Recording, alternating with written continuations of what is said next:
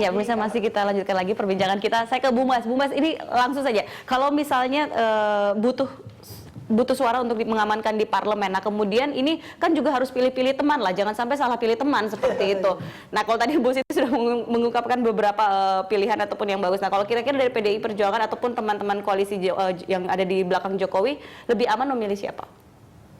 Ya, aman dan tidak aman itu relatif. Saya kira tergantung bagaimana bentuk kerjasamanya.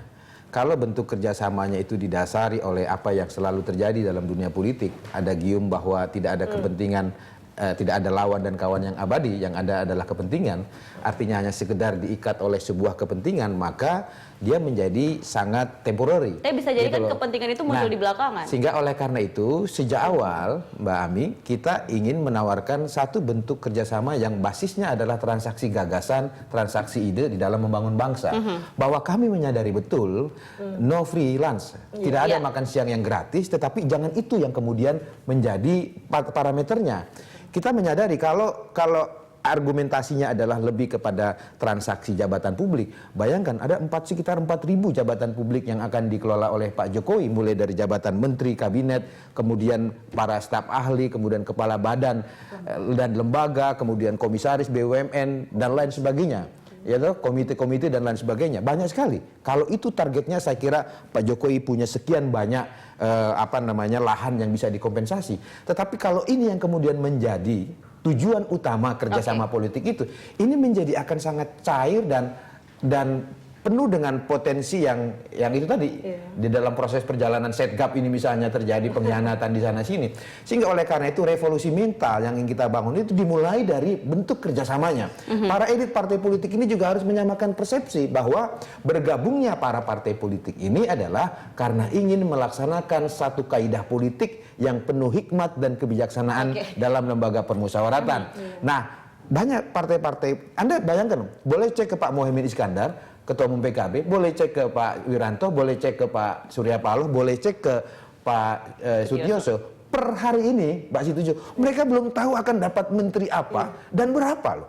Gitu loh. Nah, mereka juga sedang diuji nih. Mereka sedang diuji nih mindset mentalnya ini kan. Saya katakan kepada Muhaimin, Pak Muhaimin Iskandar Ketua Umum PKB, saya kira Pak Jokowi adalah orang yang tahu persis bagaimana cara memberikan reward kepada partai politik yang telah mengusungnya. Tetapi dia sedang menguji mental perubahan mindset revolusioner pada pimpinan partai politik. Dan saya kira ini juga harus berlaku kepada partai-partai politik yang juga akan bergabung kemudian dengan Pak Jokowi JK ini. Baik, gitu, kalau Bu Siti, ini poin bagus. Jadi ini sekaligus publik akan menguji kualitas kepemimpinan dari seorang Jokowi. Orang melihat RI 1, bukan RI 2-nya. Jadi kalau RI 1 tidak punya strong leadership yang katanya saya bisa tegas kan waktu debat ya. Dan di situ saya kritisi orang tegas itu tidak perlu deklarasi kan gitu.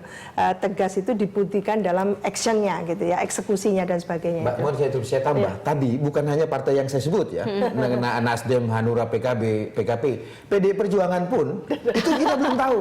Jujur saja, Anda boleh cek semua.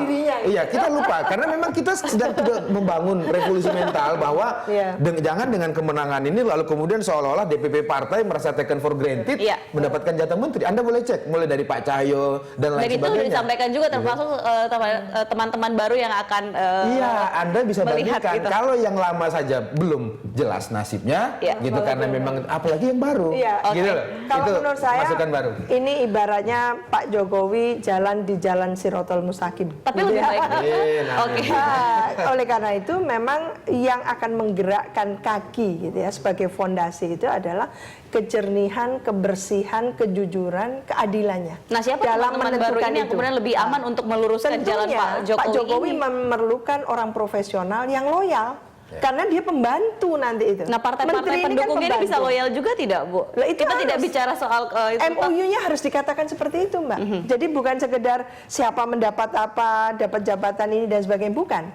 Kalau Anda tidak bisa loyal kepada saya dan tidak bisa mengeksekusi program visi misi saya, non sewu, terima kasih, gitu kan? Oke. Mohon maaf kan gitu ya, terima kasih, tidak bisa. Jadi itu harus, tidak mungkin kan kementerian jalan masing-masing, ada presidennya tapi tidak digubris nanti presidennya. Karena apa? Karena saya punya kepentingan sendiri, gitu kan? Loyalitas saya kepada partai saya atau kepada soko guru saya, lah ini bahaya. Oleh karena itu memang sejak awal pahit-pahitnya harus dikatakan kepada calon-calon pembantu ini. Dan termasuk juga kepada partai-partai yang yang bergabung, yang niat bergabung. Iya. Belakangan ini juga harus harus disampaikan seperti itu. Jadi ini poin pentingnya adalah siapapun yang sudah bergabung dan akan bergabung diberikan satu suguhan yang sangat jelas. Ini aturan mainnya.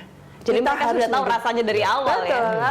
Tidak ada mumbling gitu ya, atau ngedumel di tengah jalan atau bahkan menyikat di tengah jalan. Baik, gitu. ini pertanyaan terakhir saya adalah ini mungkin keluar, tetapi juga ini bagaimana dengan kelanjutan kasus ini ya, karena kita tahu bahwa tim Prabowo ini rencananya akan mengajukan ke PT UN. Jadi, tanggapan dari Bung Bas? Ya, saya melihat koalisi permanen yang disebut itu memang akan menjadi koalisi permainan.